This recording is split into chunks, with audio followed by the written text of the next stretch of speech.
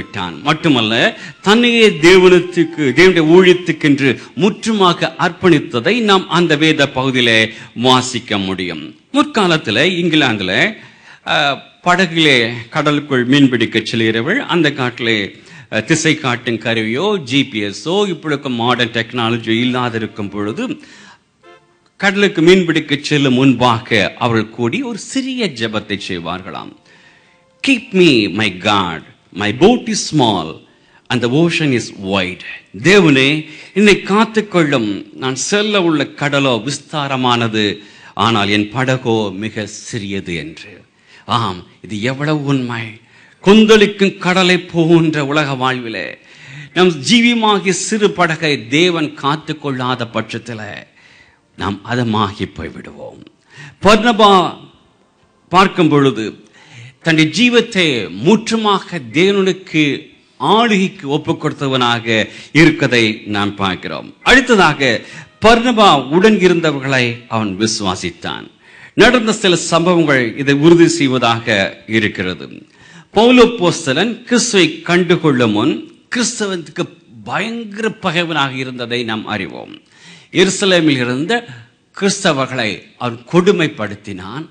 மட்டுமல்ல, ஸ்தேவான் கல்லெறிந்து கொள்ளும் பொழுது அவளுக்கு உடன் இருந்து அவனுடைய வஸ்திரத்தை காத்து கொண்டிருந்தான் என்று நாம் வேதத்தில் பார்க்கிறோம்.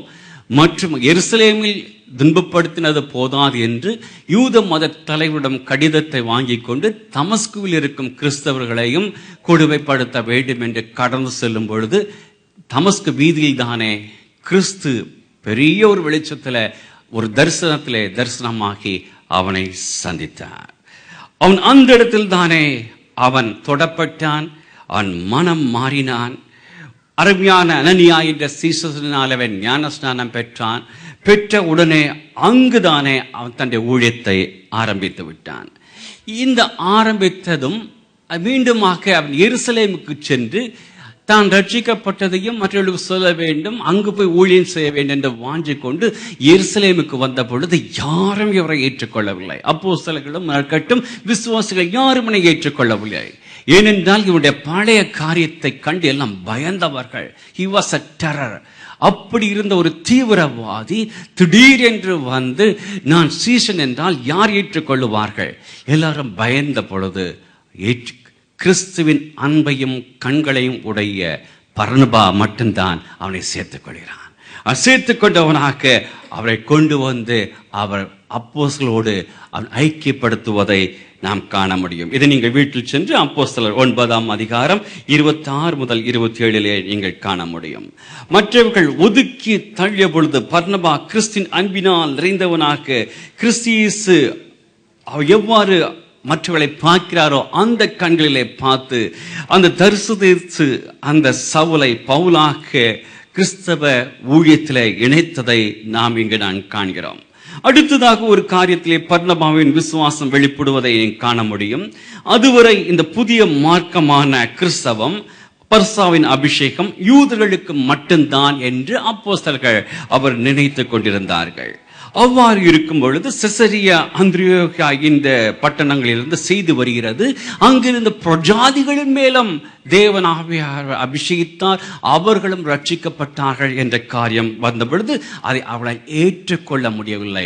மேசியா யூதர்களுக்கு மட்டும்தான் என்ற யூத வைராக்கியத்தில் வாழ்ந்தவர்கள். அவ்வாறு இருக்கும் பொழுது அவர்கள் அங்கு பர்னபாவை அனுப்புகிறார்கள். பர்னபா அங்கு சென்று பார்த்த பொழுது பிரஜாதிகள் மேலும் தேவனுடைய வல்லமை பொழுதினாலே அவர்களும் ரட்சிக்கப்பட்டதுனாலே மிகவும் களி கூர்ந்தவனாக அவர்களை என்கரேஜ் செய்வதை நாம் பார்க்க முடியும். தொடர்ந்து இதே பகுதியிலே பர்னபாவை இன்னொரு தன்னலமற்ற குணம் வெளிப்படுவதை காண முடியும். பெரிய ஊழியன், அனுபவம் மிக்கவன். ஆனால் அதே நேரத்தில் அந்தியாகவிலே மிகவும் ஊழியம் தேவைப்படுவது என்று அறிந்தவன், தன்னால் தேடி கண்டுபிடிக்கப்பட்டு அப்போஸ்தலன் சென்று சேர்க்கப்பட்ட பவுல் அந்த ஊழியத்திலே மிகவும் சிறப்பானவன், பொருத்தமானவன் என்று அறிந்து அவனை மீண்டுமாக அழைத்து வந்து அவனுக்கு கீழாக இருந்த ஊழியம் செய்வதை நாம் காண முடியும். என்ன ஒரு பரந்த மனப்பான்மையுடன் ஒரு விசுவாச வீரனாக இருக்கதை நாங்கள் வீட்டில் சென்று இதனை நீங்கள் அப்போஸ்தலர் 11:26 நீங்கள் காண முடியும். மீண்டுமாக 15ஆம் அதிகாரத்தில் அவனுடைய விசுவாச குணம் வெளிப்படுவதை நாம் காண முடியும். இங்கு பவுலும் பர்னபாவும் தங்களுடைய மிஷனரி பயணம் செய்வதற்காக அவர்கள் கடந்து செல்கிறார்கள். அவர்கள் பல தேசங்களுக்கு சென்று சுவிசேஷத்தை அறிவித்து ரட்சிக்கப்பட்டவர்களை கொண்டு சபைகளை ஸ்தாபித்துக் கொண்டிருந்தார்கள். இவ்வாறு அவர்களுடைய முதல் மிஷனரி பயணத்திலே அவளுக்கு உதவியாக ஒரு வாலிபன் சென்றான். அவனுடைய பெயர் என்ன? John mark. இந்த இடத்துல குழம்ப வேண்டாம். இந்த ஜான் மார்க், எத்தனை ஜான் இருக்கிறார்கள்? ரொம்ப பேருக்கு அது குழப்பம். யோவான் ஸ்நானகன் அது வேற, யோவான் ஸ்நானகன். அடுத்து யாக்கோபின் சகோதரனாகிய யோவான், அவர்தான் யோவான் நிருபத்தையும் வெளிப்படுத்தலையும் எழுதினது. அடுத்து யார்? John mark. இந்த ஜான் மார்க் வாலிபன் கூட செல்கிறான்.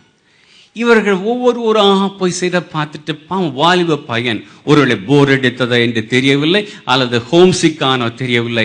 அவளை விட்டு விட்டு நான் எருசலேமுக்கு போகிறேன் என்று பாதி வழியிலேயே அவன் சென்று விட்டான். சில காலம் இவர்களும் ஊழியம் செய்துவிட்டு திரும்பி எருசலேமுக்கு வருகிறார்கள். சில வருடங்கள் கழித்து மீண்டுமாக 2வது மிஷனரி ஊழியத்துக்கு செல்லும் பொழுது பர்னபா பவுல் சொல்கிறார், மீண்டும் ஜான் மார்க்கை கூட்டி செல்வோம் என்று. பவுலுக்கு வந்ததே கோபம். நீங்க பயங்கர கடும் கோபம் கொண்டு அவனை விட்டு பிரிந்து சீலாவை கூட்டிக் கொண்டு தனியாக ஊழியம் சென்று விட்டார். ஆனால் தேவ ஆவியின் அன்பினால் நிறைக்கப்பட்ட பர்னபா, தேவனுடைய மன்னிக்கும் குணம் பர்னபா வெளிப்பட்டு மீண்டும் அந்த வாலிபனுக்கு ஒரு சந்தர்ப்பத்தை கொடுப்பதை நாம் காண முடியும். மங்கி எரிந்து கொண்டிருந்த ஜான் மார்க்கின் ஊழியத்தை உயிர்ப்பிக்கப்பட்டு பிரபாசமாக்கப்பட்டது. அதன் அடையாளமாகத்தான் இன்று நம்முடைய கரத்தில் இருக்கும் வேதாகமத்தில் மார்க் என்ற சுவிசேஷம் எழுதப்பட்டதாக இருக்கிறது. கர்த்தநாமத்துக்கு ஸ்தோத்திரம் உண்டாகட்டும். பிற்காலத்தில் தன்னுடைய ஊழியத்திலும் விசுவாசம் முதிர்ச்சி அடைந்த பவுல் தன் 3 வயதிலே தீமோத்தேயுவுக்கு எழுதிய 2வது நிருபத்தில் மார்க்கை உன்னோட கூட்டிக் கொண்டு வா, ஊழியத்தில் அவன் எனக்கு மிகவும் பிரயோஜனம் உள்ளவன் என்பதை அன்று பர்னபா தன்னுடைய தீர்க்கதரிசன கண்களால் கண்டதை அங்கு அவர் உறுதி செய்வதை நாம் காண முடியும். ஆகவே கிறிஸ்து இயேசு மத்தேயு 18 சொல்கிறார், இந்த சிறியவர்கள் ஒருவரையும் அற்பமாய் எண்ணாதபடிக்கு எச்சரிக்கையாயிருங்கள் என்று கூறி தொடர்ந்து 11ஆம் வசனத்திலே மனுஷகுமாரன் கெட்டு போனதை ரட்சிக்க வந்தார் என்று கூறிவிட்டு அதே அதிகாரத்திலே தொடர்ந்து மன்னிப்பின் மாட்சிமிகை பற்றி குறிப்பிடுவதை நாம் காண முடியும். வசனம் 22 ஐயா ஒருவனை 7 தடவை தான் மன்னிக்க வேண்டுமா என்று சொல்லும் பொழுது 7 தடவை மட்டுமல்ல, நீ 7 தடவை இன்ஃபினிட்டி கணக்கில்லாத தடவை நீ மன்னிக்க வேண்டும் என்று மன்னிப்பின் மாட்சிமையை உணர்த்துவதை நாம் இங்கு காண முடியும். வசனம் 35 நீங்களும் அவனவன் தன் சகோதரன் செய்த தப்புகளை மனப்பூர்வமாய் மன்னியாமல் போனால் என் பரமபிதாவும் உங்களுக்கு அப்படியே செய்வார், உங்களை மன்னிக்க மாட்டார் என்று சொல்லுவதை நாம் அநேக நேரத்தில் ஓவர்லுக் செய்து விடுகிறோம். ஏனென்றால் இந்த காரியத்தை அவரே தன்னுடைய ஜீவிதத்தில் செய்து காட்டியிருக்கிறார். அதையும் நாம் வேதத்தில் தியானிக்கிறோம். இப்ப நான் முதல் சொன்ன அந்த 3 காரியங்களை மீண்டுமாக நினைவுக்கு கொண்டு வருவோம். விபச்சாரஸ்திரி கையின் களவுமாக பிடிக்கப்பட்ட நின்ற பொழுது நான் நியாயத்திற்கேன் மகளே மன்னிக்கிறேன் என்று சொல்வதை பார்க்கிறோம். இனி பாவம் செய்யாதே என்று சொல்வதை பார்க்கிறோம். அதேதான் முற்கோபிதான் நம் பேதுருவைத்தான் மற்றவர் யார் செய்தால் என்ன செய்திருப்பார்கள், ஆனால் அவனையும் மன்னித்து ஒரு உயர்ந்த ஒரு பகுதியை கொடுக்கதை பார்க்கிறோம். கூட இந்த சீசர்கள் எல்லாரும் ஓடி போய்விட்டார்கள், ஆனால் அவர்களையும் மன்னித்து தன்னுடைய சபை அவர்களை கொண்டுதான் கிறிஸ்தவ சபையை தேவன் ஸ்தாபித்தார். கர்த்தர் நாமத்துக்கு ஸ்தோத்திரம் உண்டாகட்டும். அற்பமானவர்களை கொண்டு மகிமையான காரியங்களை தேவனால் ஒருவர் மட்டுமே செய்ய முடியும். 2 வேறுபட்ட உண்மை சம்பவங்களை நான் சொல்ல விரும்புகிறேன். லண்டன் மாநகரிலே ஒதுக்குப்புறத்தில் இருந்த ஏழைகள் வசித்த பகுதியிலே ஒரு வீட்டில் இருந்த ஒரு சிறுவன் 1870 சுகமேடம் அடைந்தான். உடனே வசதி படைத்த பாதியில் இருந்த ஒரு மருத்துவருக்கு ஒருத்தர் அழைப்பு விடுத்தார். தயவு செய்து இந்த சேரி பாதியில் இருக்கும் இந்த சிறுவனுக்கு 7-8 வயது சிறுவனுக்கு நீங்கள் மருத்துவ உதவி செய்ய, இல்லாவிட்டால் அவனுக்கு இறந்து விடுவான் என்று. அநேகர் மனைவி அவருடைய வீட்டில் இருந்தவர் சொன்னார்கள், அந்த பகுதி பொல்லாத இடம், போகாதீர்கள் என்று. நண்பர்கள் சொன்னார்கள். ஆனால் கிறிஸ்டின் அன்பினால் ஏவப்பட்டவர் அந்த மருத்துவர் சேர்ந்து மருத்துவ உதவி செய்தார். அந்த மருத்துவருக்கு அன்று தெரியாது தான் மருத்துவம் செய்கிறது ஒரு காலத்தில் அதே அந்த இங்கிலாந்தில் பிரைம் மினிஸ்டராக இருக்க போகும் டேவிட் லயார்ட் ஜார்ஜ் 1916 முதல் 1922 வரைக்கும் பிரதமராக இருந்தவர் என்பதை அந்த நேரத்தில் அவர் அறிந்திருக்கவில்லை. இது விதமாக 18ஆம் நூற்றாண்டின் ஆரம்பத்தில் ஒரு நிகழ்வு அமெரிக்காவில் கென்டக்கி மாகாணத்தில் நடைபெற்றது. ஒரு கிராமத்தில் நடந்தது. அக்காலத்தில் இப்படிப்பட்ட பொழுதுபோக்கு காரியங்கள் அல்லது தகவல் தொடர்பு காரியங்கள் ஒன்றும் அல்ல. ஏதாவது நியூஸ் வெளி ஊரில் நடந்து கொள்ள வேண்டும் என்றால் நாளுக்கு ஒரு தடவை செல்லும் இந்த புகை வண்டியில வரும் டிரைவர் அல்லது கார்ட்ஸ் சில காரியங்களை எந்தெந்த ஊரில் இந்த காரியம் நடந்தது என்று சொல்வார்கள். அதை அவர்கள் குறிப்பெடுத்து வைத்துக் கொள்வார்கள். அதுதான் அவளுக்கு நியூஸ் பேப்பர். அவ்வாறு ஒரு கென்டக்கியிலிருந்து பக்கத்திலிருந்து ட்ரெயினில் அந்த டிரைவர் சிரித்துக் கொண்டே சொல்கிறார், இன்று ஒரு காரியம் நடவில்லை. ஏனென்றால் உங்களுக்கு ஒரு காரியத்தை சொல்ல வேண்டும். மிக இலக்காரமாக ஒரு ட்ரெயின் ஸ்டேஷன் பக்கத்தில் இருந்த ஒரு வீட்டில், மர வீட்டில் இருந்த ஒரு விவசாயிக்கு ஒரு மகன் ஆண் பையன் பிறந்திருக்கிறது. இதுதான் இன்று பெரிய செய்தி என்று சொல்லிவிட்டார். ஆனால் அவளுக்கு தெரியாது, அந்த 1809 பிப்ரவரி 12 நடந்த ஒரு காரியம். அன்று அதனை கூறியவருக்கும் கூடியிருந்த மக்களுக்கும் அந்த ஏழை குடும்பத்தில் பிறந்த குழந்தைதான் இன்று வரை உலகத்திலே சிறந்த ஒரு ஜனாதிபதி என்று போற்றப்படும் ஆபிரகாம் லிங்கன் என்பதை அறியார்கள். இன்று நாம் யாரை பார்த்து இவர் உதவாக்கரை, திறமையற்றவர் என்று கருதுகிறோமோ அவளை கொண்டு தேவன் மகிமையான காரியங்களை வரும் காரியங்களிலே செய்ய வல்லமை மிக்கவராக இருக்கிறார். பெற்றோர்கள் அநேக வேளையிலே தங்கள் பிள்ளைகள் மனம் அடிவாகத்தக்கதாக மற்ற பிள்ளைகளோடு ஒப்பிட்டு நீ ஒரு உதவாக்கரை, அவனை பார் என்று நீங்கள் சொல்லிவிடுவீர்கள். மாறாக நீங்கள் அவர்களை ஊக்குவித்து தேவ சமூகத்தில் தேவனை நம்பி, அவர்களை நம்பி அல்ல, அவரை நம்பி அதை ஒப்புக் கொடுக்கும் பொழுது ஏசாயா 26:3 நீங்கள் மறந்துவிட வேண்டாம். உம்மை உறுதியாய் பற்றி கொண்ட மனதை உடையவன் உம்மையே நம்பி இருக்கிறபடினால் பூர்ண சமாதானத்துடன் அவனை நீர் காத்துக்கொள்வே. நீங்கள் மட்டும் உங்களுடைய பிள்ளையை நம்பி அவருடைய சமூகத்திலே கொடுக்கும் பொழுது கண்டிப்பாக அவருடைய தலையை உயர்த்த தேவன் வல்லவராக இருக்கிறார். ஆமென். அந்த சத்தியத்தை அறிந்துவிட வேண்டாம். ஏனென்றால் தேவன் எப்பொழுதுமே மனுஷன் பார்க்கிற மாதிரி நான் பார்ப்பதில்லை, மனுஷன் முகத்தை பார்க்கிறான், கர்த்தரோ இருதயத்தை பார்க்கிறார் என்று நாம் பார்க்கிறோம். மட்டுமல்ல, அவர் சிறியவனை புழுதியிலிருந்து எடுத்து எளிவனை குப்பையிலிருந்து உயர்த்துகிறார், அவர்களை பிரபுக்களோடு உட்காரச் செய்கிறார். மகிமை உள்ள சிங்காசனத்தை சூழ்ந்து கொள்ளத்தக்கதான மகிமை செய்ய வல்லவராக இருக்கிறார். அல்லேலூயா. ஆம், அதை நீங்கள் வீட்டில் சென்று 1 சாமுவேல் 2:8 அண்ணால் பாடிய பாட்டை தாவீது சங்கீதம் 113:7-8 மேற்கோள் கொள்வதை நாம் காண முடியும். எப்பொழுதுமே தேவன் மனதுருக்கம் கொள்வர் மட்டுமல்ல, the God of second chance, 2வது சந்தர்ப்பத்தை, 3வது சந்தர்ப்பத்தை, 4வது சந்தர்ப்பத்தை கொடுக்கும் தேவன் அவர். நீதிமான் 7 முறை விழுந்தாலும் எழுந்திருப்பான், அவனை நிலை நிறுத்துறவர் கர்த்தர் ஒருவர். ஹல்லேலூயா. அந்த விசுவாசத்தோடு தேவனுடைய சமயத்தில் சார்ந்து கொள்ள வேண்டும். மற்றவர்கள் பரிகசிக்கும் பொழுது இழிவான பேச்சுக்கு உள்ளாக்கி உள்ளம் உடைந்து சோர்ந்து போயிருக்கீங்களா? உன்னை இருக்கிறவனமாக ஏற்று உன்னை உருவாக்கி மகிமை உள்ள பாத்திரமாக பயன்படுத்த அவர் கிருபை போதுமானது. ஒரு அழகான பாடல் உண்டல்லவா, உடைக்கப்பட்ட நேரத்தில் எல்லாம் என்னை உருவாக்கும் கிருபை இது. உடைக்கப்பட்ட நேரத்திலெல்லாம் என்னை உருவாக்கிய கிருபை இது. உடைக்கப்பட்ட நேரத்திலெல்லாம் என்னை உருவாக்கிய கிருபை இது. கிருபையே கிருபையே மாறாத நல்ல கிருபையே. கிருபையே கிருபையே மாறாத நல்ல கிருபையே. ஆமையா, தேவனுடைய கிருபை நாம் சார்ந்து கொள்ளும் பொழுது தேவன் நம்மை நிலைத்த வல்லவராக இருக்கிறார். நான்காவதாக பர்னவில் காணப்பட்ட ஊழிய குணங்களை பார்த்து நாம் முடிக்க இருக்கிறோம். அவன் தாராள குணமுள்ளவனாக இருந்தான், தியாக குணமுள்ளவனாக இருந்தான் என்று கூறினால் மிகைப்படாது. அவனுடைய காலத்திலே எருசலேமிலே ஒரு பெரிய எழுப்புதல் ஏற்பட்டது.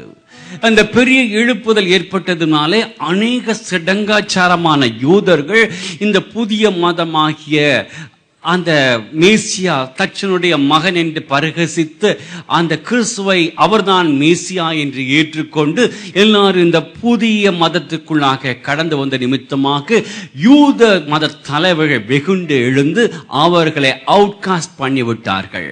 அவர்களுக்கு இனிமே இந்த இடத்துல இடமில்லை, அவருடைய சொத்துக்களுக்கு அனுபவிக்க இடமில்லை என்று யூதர்கள் யார் யார் கிறிஸ்துவை மேசியா என்று சொன்னார்களோ அவர்களை மதத்திற்கும் அந்த இடத்திற்கும் புறமாக ஆற்றிவிட்டார்கள்.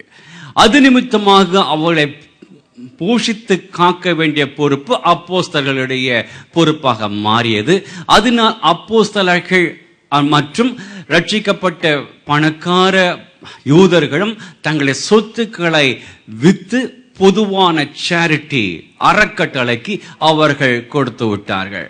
அதிலே முதன்மையாக செயல்பட்டது நம்முடைய பர்னபா. அவன் தன்னுடைய சொத்துக்கள் எல்லாவற்றையும் விற்று அந்த அறக்கட்டளைக்கு கொடுத்து விட்டுட்டான். அதில் தான் அனனியா சப்ரியா வஞ்சகமாக சில காரியங்களை எடுத்து அதுக்கு நாம் போகவில்லை. இவ்வாறு தோற்றப்பட்ட அறக்கட்டளைக்கு தன்னுடைய முழு காரியத்தையும் கொடுத்து விட்டார். ஏனென்றால் 5 அப்பத்தையும் 2 மீன் 5000 பேரை போஷித்த தேவன் என்னை போஷிக்க வல்லவர் என்ற விசுவாசம் அவருக்குள்ளாக இருந்தது. அல்லேலூயா. பிசினித்தனம் செய்கிறவர்களை உலகம் எப்படி அழைக்கும்? கஞ்சன். நல்லா சொன்னாங்க, கஞ்சன். எச்சிக்கையிலும் அது என்னையா எச்சிக்கையிலும் காக்கா ஓட்டாது? சாப்பிட்டுட்டு இருக்கப்போ காக்கா வந்து உட்காருச்சு. எச்சிக்கையில காக்கா விரட்ட அந்த விரல விட்டுருக்கு ஒரு சோறு கூட காக்காக்கு போயிடக்கூடாது. அவ்வளோ பயம். நாம் ரட்சிக்கப்பட்டு இருக்கிறோம் என்று கூறுவோம் என்றால் நம்முடைய பர்சும் ரட்சிக்கப்பட்டிருக்க வேண்டும், நம்முடைய பணப்பையும் ரட்சிக்கப்பட்டிருக்க வேண்டும். சங்கீதம் 82:3 சொல்கிறது, ஏழைக்கும் திக்கற்ற பிள்ளைக்கும் நியாயம் செய்து சிறுமைப்பட்டவனுக்கும் திக்கற்றவனுக்கும் நீதி செய்யுங்கள். ஐயா, இது தேவனுடைய கட்டளை தெரியுமா? வாசியுங்கள். உபாகமம் 15:11. தேசத்திலே எளியவர்கள் இல்லாதிருப்பதில்லை, ஆகையால் உன் தேசத்திலே சிறுமைப்பட்டவனும் எளியவனுமாகிய உன் சகோதரனுக்கு உன் கையை தாராளமாய் திறக்க வேண்டும் என்று நான் உனக்கு கட்டளையிடுகிறேன். உடனே சில சொல்லலாம், பிரதர் இது பழைய ஏற்பாட்டுக்கான விசுவாசிக்குத்தானே, இது புதிய ஏற்பாட்டுக்கான விசுவாசிக்க அல்ல என்று. இல்லை, புதிய ஏற்பாட்டு விசுவாசி கிறிஸ்துக்குரிய கட்டளை வாசிக்க கேட்போம். லூக்கா 14:12-14. அன்றியும் அவர் தம்மை விருந்துக்கு அழைத்தவனை நோக்கி, நீ பகல் விருந்தாவது ராவிருந்தாவது பண்ணும்போது உன் சிநேகிதரை ஆகிலும் உன் சகோதரரை ஆகிலும் உன் பந்து ஜனங்களை ஆகிலும் ஐஸ்வர்யமுள்ள அயலாத்தாராகிலும் அழைக்க வேண்டாம். அழைத்தால் அவர்களும் உன்னை அழைப்பார்கள். அப்பொழுது உனக்கு பதிலுக்கு பதில் செய்ததாகும். நீ விருந்துண்ணும் போது ஏழைகளையும் ஊனரையும் சப்பாடிகளையும் குருடரையும் அழைப்பாயாக. அப்பொழுது நீ பாக்கியவானாய் இருப்பாய். அவர்கள் உனக்கு பதில் செய்ய மாட்டார்கள். நீதிமான்களின் உயிர்த்தெழுதலில் உனக்கு பதில் செய்யப்படும் என்றார். நீதிமானுடைய உயிர்த்தெழுதலில் கிறிஸ்துவின் நியாயஸ்தானத்திலே உனக்கு பதில் செய்யப்படும் என்றார். அவர்களை கூப்பிட்டால் இவர் கோபித்துக் கொள்வார், இவரை கூப்பிட்டால் அவர்கள் கோபித்துக் கொள்வார்கள் என்று இந்த பர்த்டே மேரேஜ் அனிவர்சரிக்கு பிள்ளைகள் படுற பாடு. இதனால இவரை கூட்டி ஒரு 40, 50, 60, 70 பேரை கூட்டி நம்ம சாப்பிடாத பிரியாணியா, நம்ம சாப்பிடாத KFCயா, பிசாவா, ஏதோ ஒரு சமயத்துல குடும்பமாக நண்பராக கூடி சாப்பிடுவதில் தவறு இல்லை. ஆனால் இந்த தொகையை சேர்த்து வைத்து ஊரில் இருக்கும் அநாதை ஆஸ்திரமங்களுக்கு, முதியோர் இல்லங்களுக்கு, ஸ்பெஷலி நீடிட் சில்ட்ரனுடைய ஸ்தாபனங்களுக்கு அல்லது ஊழியங்களுக்கு என்று அனுப்பினால் அது என்ன ஒரு பாக்கியமாக இருக்கும். அது மகிமையில